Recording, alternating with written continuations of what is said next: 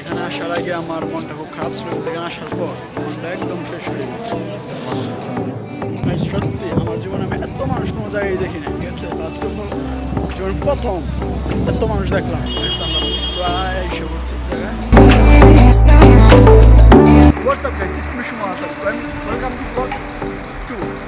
Exactly guys, vlog 2 যাচ্ছে Mecca Medina.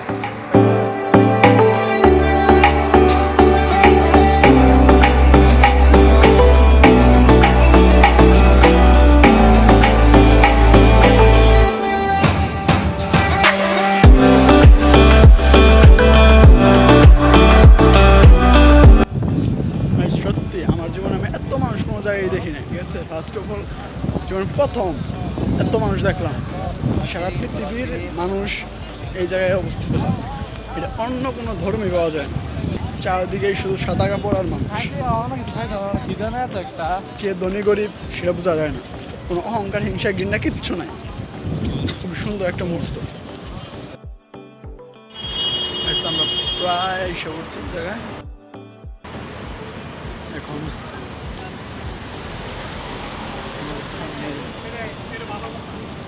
সে মিনারটা দেখা যাচ্ছে। কত তালা জানি? 100? কত তালা?